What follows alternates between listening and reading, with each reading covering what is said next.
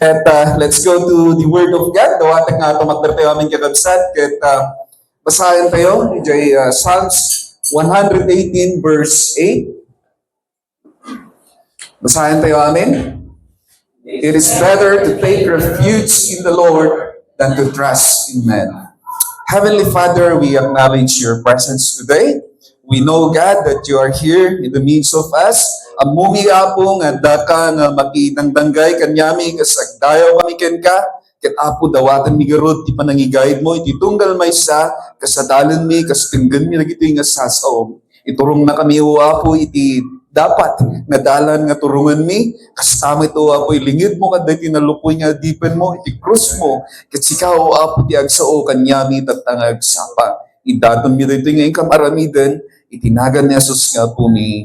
Amen. Okay, mabalin tayo iti agtugaw. Idi Monday, as early as Monday niya, Pastor. As early as Monday, nag-message ka na ni Pastor.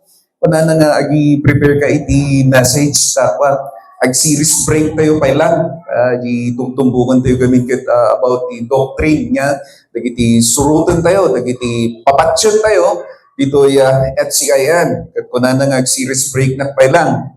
So I am looking into the message of God, how to make our heart a fertile ground na pakaimulan dagiti sasaon na tapno may align ko may diyan iti series tayo with regards diyan ti doctrine nga adalan tayo dagiti papatsyon tayo nya kas kamkamang iti Home Church International Ministries tapno may align ko ma. But then kita iti mapaspasamak iti lubong. Tas lang at dati kaya't ni Apo nga mensahe nga manggagan tayo tatanga agsapa niya in consideration kumbaga makita tayo nga di mapaspasamak tatagat kasi lang medyo nagulo nga talaga niya. So I have in mind niya the message ni Apo nga adda siguro di kaya't nga ipaay tapno iti kasta maka-cope up tayo nga no anya di dapat nga kanan tayo nya di dapat nga madda kanya tayo iti agdama nga panawen nya tatanga wiket nagaduti nangyari I know ang kayo siguro nga uninformed or else awang man lang mo yung kadagitoy nga napasama ket no sagsagaysayan tayo kinmarkaro nga na-intensify iti war between Israel and Palestine, iti Hamas group. Di last week lang, binumbada iti location, iti Hamas leader, iti Qatar. So, imada yun, limawa man ang gisakop, iti gubadda.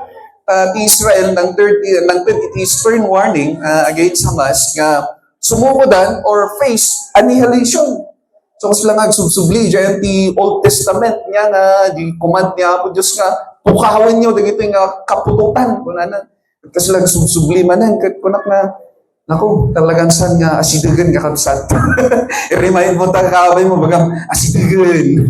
Asidigan nga umay ni Apo. Nga, kasi dagito'y mo, dagiti-inted na nga sinyales.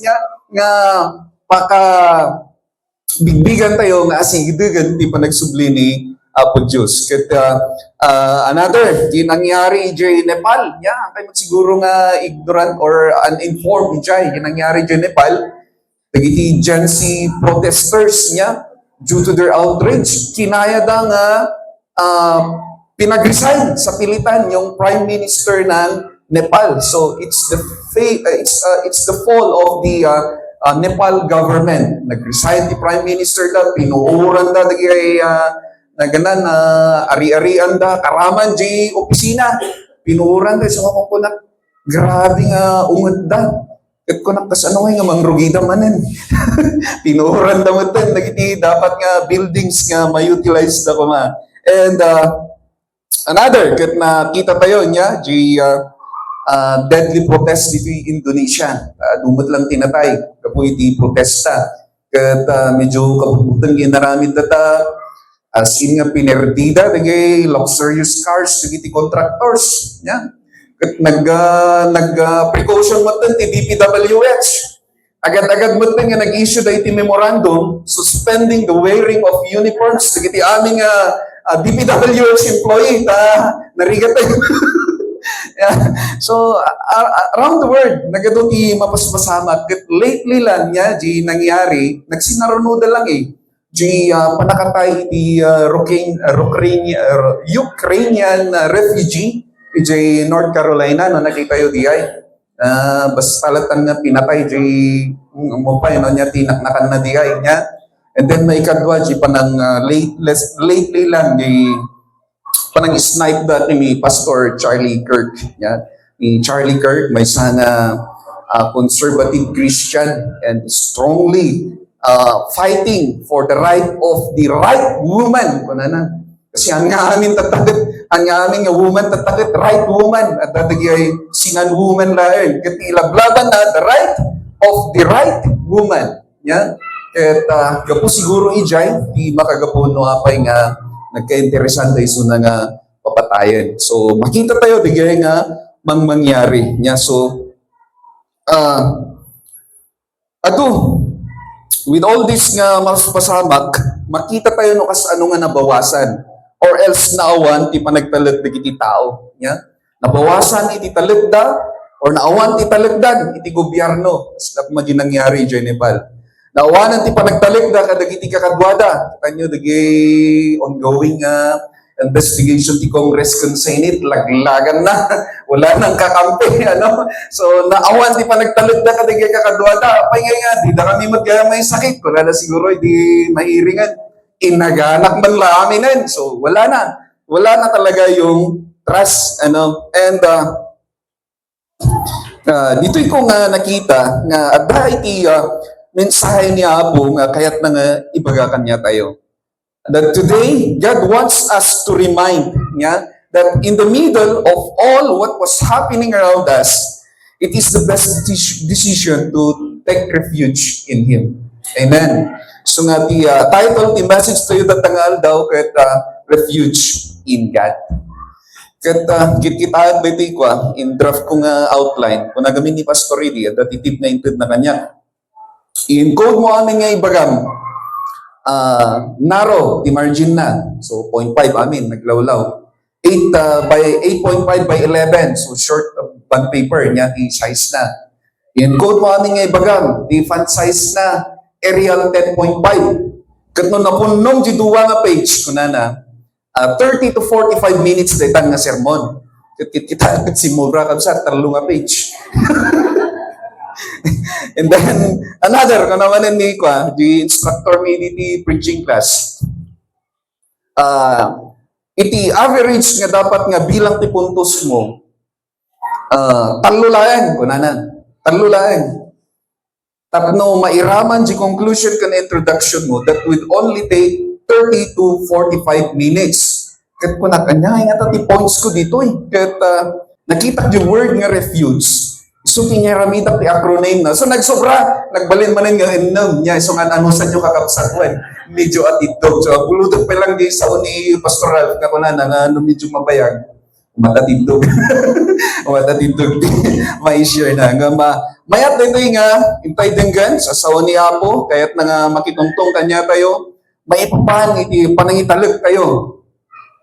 Panagkamang tayo kenkwana in times nga dadag ito nga pasamak na ma-witness tayo niya, dagiti kaguluhan, any uncertain situation, when in times that we are caught in the middle of any uncertain situation, it is the best decision to take refuge in Him. Amen. Kat, no, makita yun dito yung Psalms chapter 118, ngay nga nanaganan, sino iti nang isurat dito niya. But traditionally, according to Bible scholars, it is written by David. Kikitaan na nga yung style, iti panagsurat na, kan anya iti relationship na, iti biyag ni King David. So, it is King David who wrote this chapter. Kat nakitaan nyo, dito Psalms 118 verse 8, iti umuna nga panakaisurat iti Bible, han nga, iti nagkaroon iti translation niya. So traditionally, they believe that this is the center verse of the Bible. Nung hindi nagkaroon ng tinaduma-duma nga translation, haanan. Siyempre, agsasabali mo, ti kastada nga ng karga iti chapter ng verses na iti books. Nga na iti nagkaroon da iti uniform. Kat iti every translation kat haan mo nga word per word. Dadamot na by message. So nga kalagay da mga translation, haanan nga Psalms 118 verse 8 iti central verse iti Bible. Gamahan ko mga diyan ipagkitaan tayo niya. No? Tikat, di mensahe na apay nakarkar na nga naikargada ito yung iti tenga iti Bible. Niya? Malagip ko iti uubing kami no Bible drill. Once na psalm niyang pinapahanap, hatiin mo agad yung Bible. Sigurado nasa Psalms ka na. So sana magkaroon din tayo ng Bible drill dito, no, Pastor? Palaro na Bible drill. Iba na kasi ngayon pabilisan na pag-scan ng cellphone, Pero maganda sana na may Bible drill din tayo. So, haan nga karkar na, no? O haan nga, kasla, it's really intended na dating a verse kat may karga, iti nga iti Bible, nagbautan iti duwang significant nga chapters iti Bible. You know, Psalms 117 is the shortest chapter in the Bible. Mo hindi ay? Duduwa lang ti na di ay, ti verses na. So the shortest chapter in the Bible is Psalm 117, while the longest chapter in the Bible is Psalms 119. So parang, wow, Lord, galing mo. And the message of Psalms 118 verse 8 is this. Yan, naglawag na ibagbaga na it is better to take refuge in God than to have confidence in man. Amen.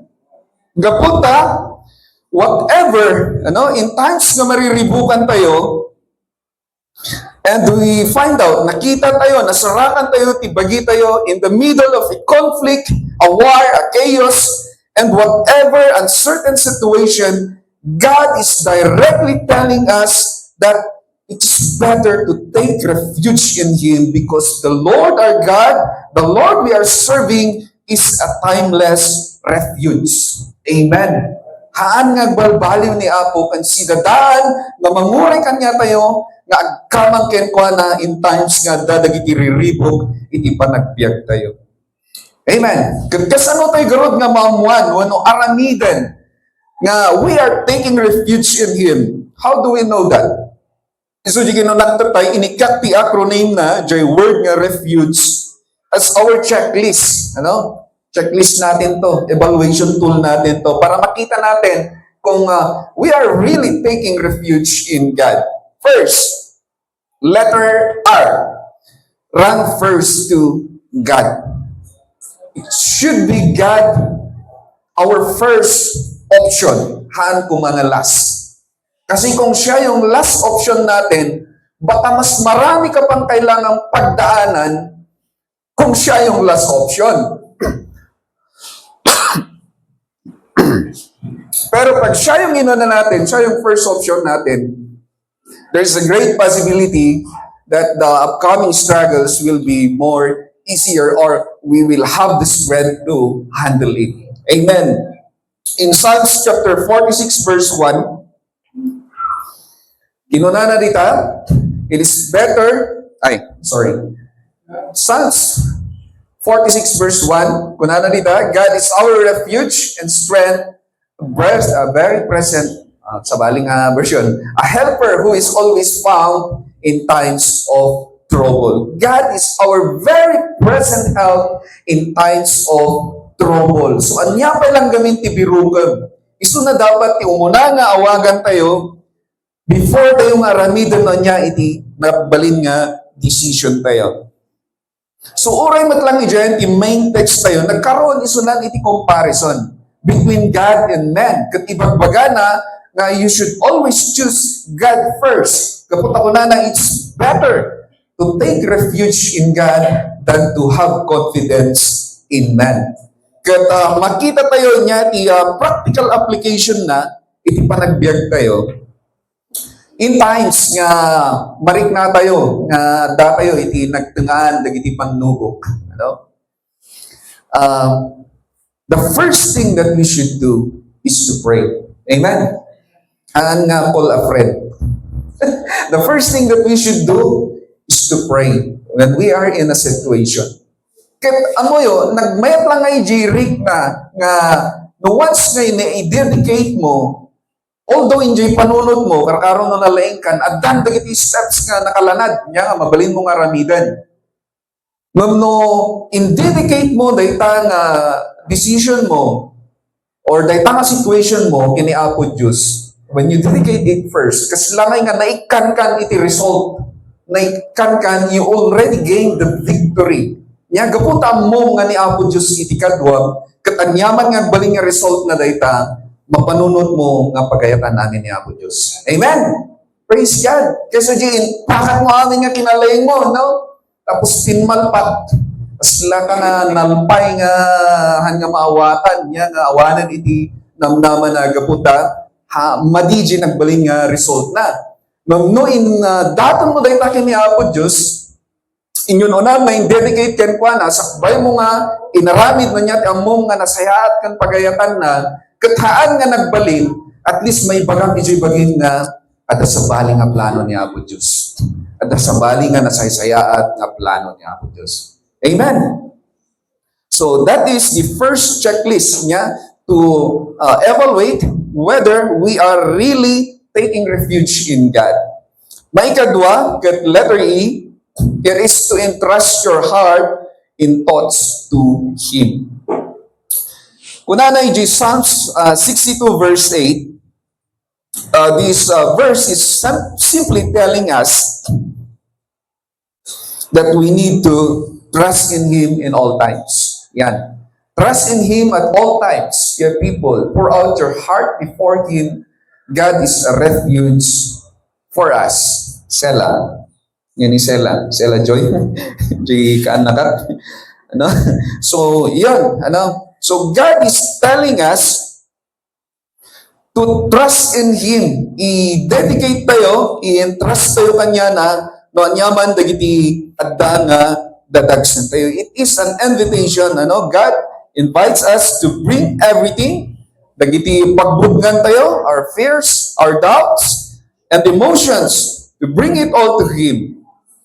Pouring out our hearts is not a sign of weakness, na no mariknatay man ti panagsangit, mariknatay man iti nya balin tayo nga emotional, no idatang tayo dagitoy kini Apo Dios, no itutoy dagiti kini Apo Dios. It doesn't make us less a person or less a man, but then it is a path to refuge. Isuti wagas tayo no kasano tayo nga agkamang kini Apo Dios. Because trust is the bridge to divine peace. Kata awan ko masabali nga pagtalkan tayo kadagito inuhan nga ni Apo Dios. Yeah. So you might be wondering apay nga dagiti tao nga oray agkakanat ti problema da. Amen. Agkakanat ti problema na. Amen kun tayo man. Agkakanat ti problema da ket kaya da pa lang agisap or katawa. Talaga nga may amaze nga ni pastor kadagiti nga tao. Kasi ko na, sa 200 lang biningay ka na, dagay ka Rosboy, nagiin na mirda pa, naragsan na. So, might be wondering niya, nga pa nga daw dagiti nga qualities kita tao, karakaro dagiti tagay HIM. Amen. Kapag they learn to entrust their feelings into someone. Anyan nga nagsayaat, no iti pangitalkan tayo, iti karirik na tayo, kat iti mismo Diyos nga mangtagmat lang kaniya tayo, iti bigsa. Amen. Tapos na iti kastakit, masango tayo dagito eh. Amen.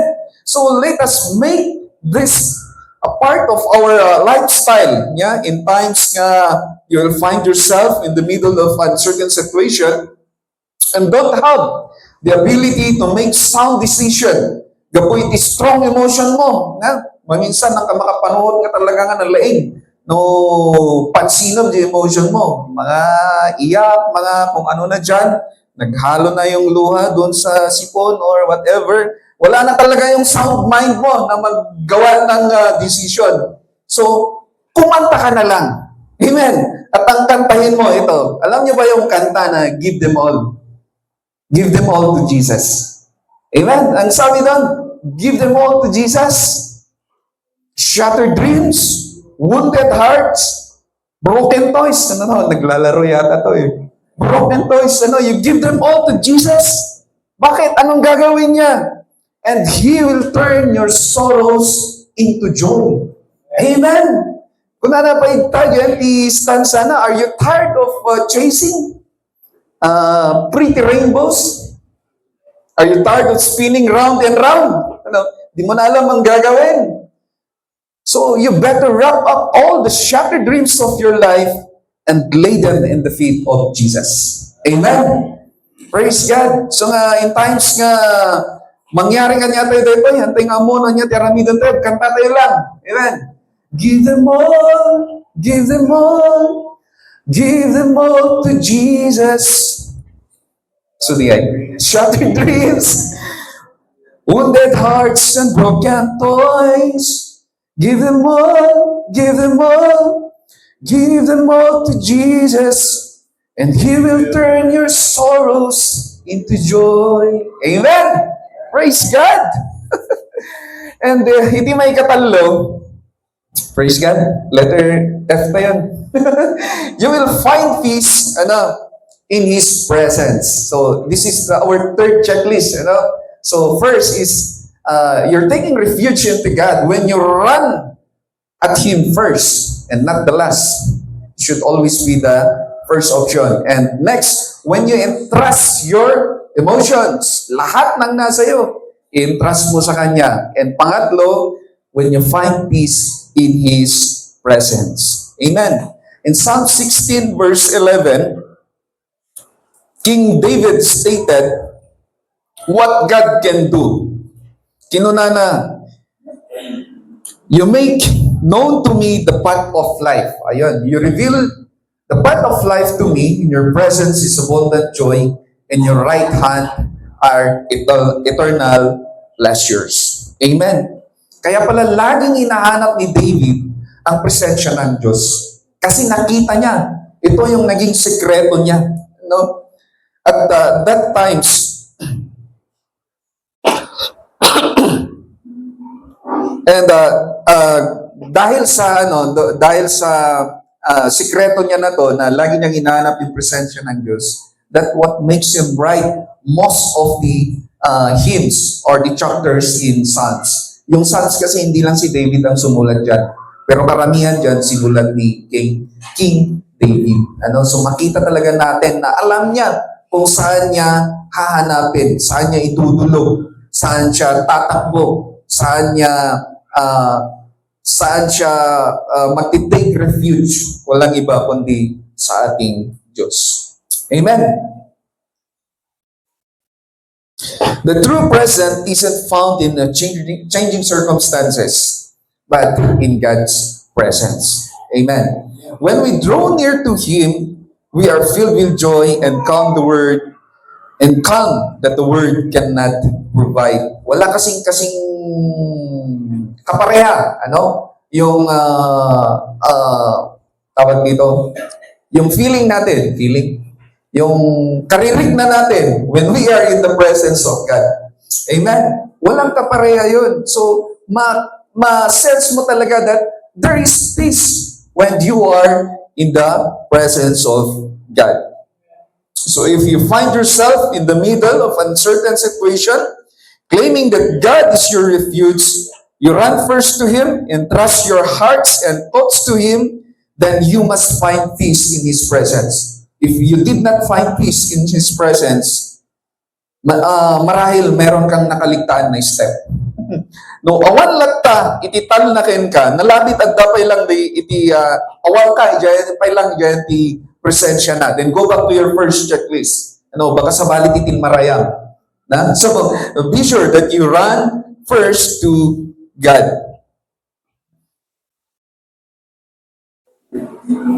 Kaya malagim po lang yung istoryahan ni Pastor talking about running first to God. Na-heat stroke pa na yung kadwada, hindi trabaho da. Kaya mayat mata napanunot na, hindi madaba nga raramidin da yung procedure, kaya revive da. Kaya niya pala na, Pastor, pakawanan na ko na ako, patang iti nagbasbasula.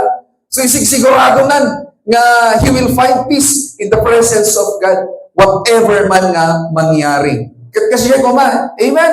When we are in that certain situation, we dedicate no yaman iti mangyari kanya tayo kung isigurado tayo na makadanon tayo to iti presensya ni Apo. Amen. Agina na tayo, we will find peace in the presence of God. So nga, when you're taking refuge into God, making sure that you find peace in His presence. Amen.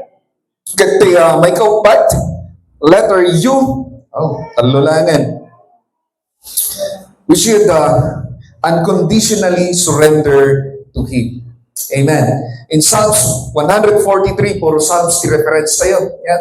Nagmayat kami nga kitkitaan, nagito yung verses. Ano? In Psalms 143 verse 10, King David says, teach me to do your will, for you are God. May your gracious Spirit lead me on level ground. Amen. This is a desperate cry of David for God's guidance. Yeah? Amidst the overwhelming troubles kinado dagiti kalaban during that time.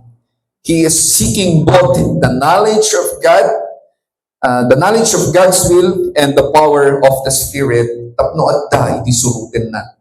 Amen. So if we are saying that God is our refuge, then we must learn to unconditionally surrender to Him. Amen. Apay nga unconditional, narigat no ni Apo Diyos, ikat tayo ti condition karabsan. Baka kamali tayo. No, kaya tayo nga mamuan, what is unconditional surrender? Italan tayo lang iti panaikalansan ni Apo Jesus iti cross. Awan iti dinawat na nga kondisyon. Ano, ang muna, nga awan basol na, ang muna nga iso na may sanga Diyos, kat mabalin na kuma nga dawatin kini amana, nahan nga may lansa iso na. But because of His unconditional love for us, nahan nanto pa expectaren nga no awan tinam naman na no ipatid tayo dito yung saan, but yet inaramid na. Amen. So that's the unconditional love of Jesus. And the Lord is waiting for us also to unconditionally surrender everything to Him. Amen. Praise God. Hallelujah. Kapuntawan mo't lang ti may lambang tayo kenkwana. Muna mo't lang namin masakbayan tayo. So nga aramidan tayo pa mga practice. Iti panangilift up tayo kenkwana, iti ang yaman nga daan niya tayo, no da iti plano, surrender to Him. Say, Lord, this is my plan. I'm lifting up to you. Let your will be done. Amen. Praise God. Kat may kalima, letter G, if we are taking refuge into God, we must be going back to Him daily. Amen. In Psalms 91 verse 1, iti first nga nakabasa iti dito yung verse kat iti 5:3 yeah, so ganyan dito iti Bible verse da kat iti kami ninayabandak na design iti website da anya ti karga tayo nga slagyak lablabas ka nga text na mata kat dito iti da kanya Psalms 91 verse 1, katanyang nagpintas iti mensahe na.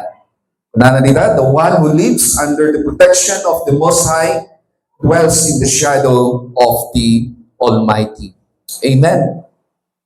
It is not clear, in this chapter, no sino ti author na dito yung Psalms, dito yung hymn or psalm.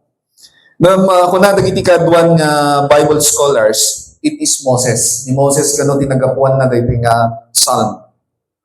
Kat ti context na dito kunkuna nga sino man nga talinaed iti relasyon na kini Apo aginanan to iti pagarian na. Amen. So that what it means for us to going back to Him daily niya agbiag tayo, maintainaren tayo iti relationship tayo ken kuana. Amen. If we are saying that we take refuge in God, then we should make sure, to keep on going back to Him daily. Han kumangain to na dati narigna tayo. Han kumanga aramidan dagiti common mistake nga aramidan dagiti Israel, ano? The common mistake ti Israel when they have their victory and they celebrate, kabigatan na nalipatan dan kung sinong nagbigay ng victory na yon sa kanila.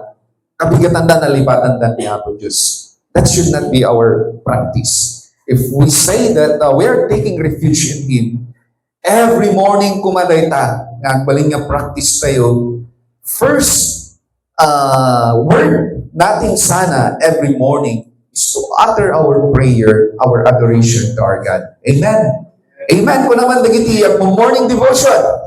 Amen. Yan, marami pala tayo. Ano? So, morning devotion is very important for us, Christian. It's one way for us to show that we are really worshiping God. Because that's how we maintain our relationship niya. Nagrigat matano ko lang nga, Apo Diyos, ay ayatin ka. Sikat ikang runaan dito yung puso. Nung pag-ring mo pa lang tibigat, iso na baling nga ras priority. Sama to lang malagi po taratiin. Ano? So, dapat morning pa lang, malagi pa yun ni Apo Diyos. So, nga napatag iti morning devotion. Amen? We should make it a practice. Every morning, we will set a time for us to have devotion with our Creator, and that's how we are going to maintain our relationship with Him. Kaya natin napatagmat lang ti prayer meeting. Amen? So nga, nagigay makaumay every Friday night, at 7 p.m. at iti prayer meeting tayo. Hallelujah. That iti maudi, ayun. Letter E. May kadwang letter E. So, iti maudi nga letra na. But before we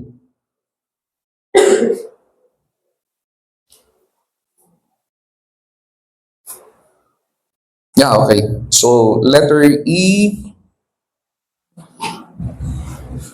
Last letter of the word refuge, maudi nga checklist tayo to make sure that we are taking refuge in God. First tayo, we must run first to Him.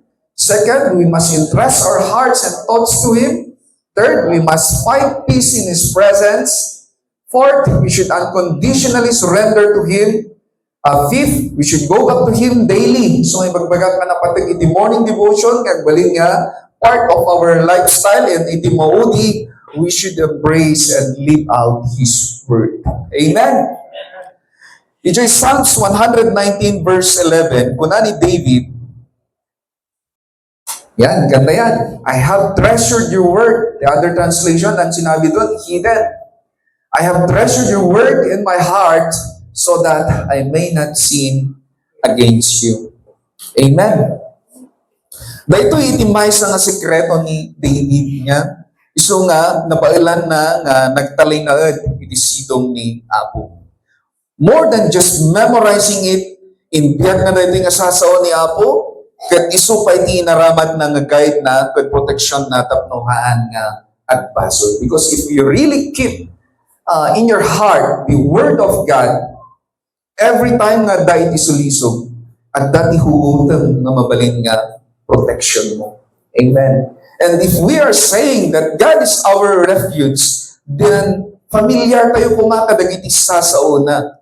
Pagbiyagan tayo kuma, dagiti sasaona, kat aramidan tayo dayta, sigurado nga adda dagiti na memorize tayo nga verses. Amen. Amen. Kung naman dagiti na memorize na nga verses. Yan. Anya tina-memorize yun. John 11:35. Jesus wept. Yan. So, na yun, natin pumamot, niya, dagiti verses nga may memorize tayo, tanarigrigan, no, mga lilawen ka, at adupay ka mo ng versikulo. Amen.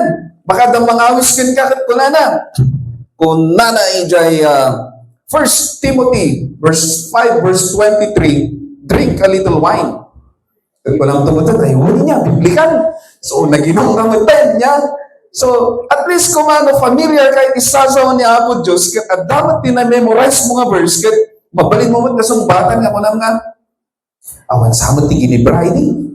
Nangkat red horse ko na, no red horse, di pa inom na. Ngam ko na nga EJ Proverbs 20 verse 1. Kung naman niya, kinamaan iti agbartag. Amen! Praise God! So, dapat familiar tayo with kumanya. Baka nalalag pa ito pulos ko na mangisakmak kanya tayo di pa nagbasol than we saying that we are taking refuge in God. So, we must embrace and live out His Word. More than just reading it, meditating it, let's make it our lifestyle. Let's make it our compass. Nga, mo yung compass. Ang gabi nga masurutan ti ubing tatan. Dan iti GPS. Ano? Iti compass, iti nga panawin kat napatag data. Kaputa iso ti guide. Dagiti asinuman nga taliasan. Ano? So, it will serve as our compass, our guide in living up our Christian life. Amen. So, kanayon tayo kung mga laglagipon, to take refuge in God, first we must run first to Him. We must entrust our emotions or everything to Him. We must find peace in His presence. We must unconditionally surrender to Him. And we must going back to Him daily. And last, we must embrace and live out His Word. Amen. Psalms 118 verse 8 remind us that God is not just an option, but He is the best option. Ano? Malagit ko lang, maalala ko lang noon kasi may tawag sa akin na bata. Pag sinasagot ko, hindi naman sumasagot. Tapos, nag-message yung kumpare ko, sabi niya, sorry, nilalaro niya kasi yung cellphone ko, tapos ikaw yung nasa top option ng calls. Kasi letter A yung pangalan ko. Di ba? Uso yung ano pa noon, phone book. Phone book pa noon. So, letter A naman start yung pangalan ko. Kaya yun yung nasa taas. And then, lately, may napansin din ako na umiram yata ako ng phone, nakitext. Bakit puro AAA? Lahat ng simula, AAA. Yun pala yung mga taong prioritize niyang tawagan every now and then pag may kailangan siya. Kaya AAA para siguradong nasa top. Ano? So, in our list of emergency numbers, dapat 333 ang nasa taas. Ano yung 333? Jeremiah 33 verse 3. Sabi doon, call unto me and I will answer you. And who is that? That's no other than God. Amen? Hindi sana 666 yung kalahati niya para 333. Yung first doon sa list ng calls natin in case of emergency. Amen? So, bago mo tawagan yung BFP, kung na-accident ka, so you call first your Creator and then entrust the situation. And whatever will happen, naka-assure ka na that you are with God. Amen. So, siya'y kinunakta tayo, Psalms 118 verse 8, our main text, reminding us that God is the best option. Kat itikan kanayon kumagarod, kat aramidan tayo dagitoy nga checklist tayo. Let's make this our checklist for evaluating, making sure that God is our refuge. Amen. Tumakder tayo namin kakabsat, nagkararag tayo. Hallelujah. We recognize God. We recognize Him as our strong refuge. No? And we should put always in our heart that the safest place on earth is not a location. It's in God's presence. Agkararag tayo. Hallelujah. Gihamang kami wapo, di pa nakatungad ni kadigiti saso. Lord, dawatan ni kadi nga ititunggal may sa tulungan mo wapo, tapos iti kasta pagibiyagan mi dagitoy, maaramid mi no niya dagiti pagayatam. Kat mapadayawan na ka wapo, babaen iti daytoy.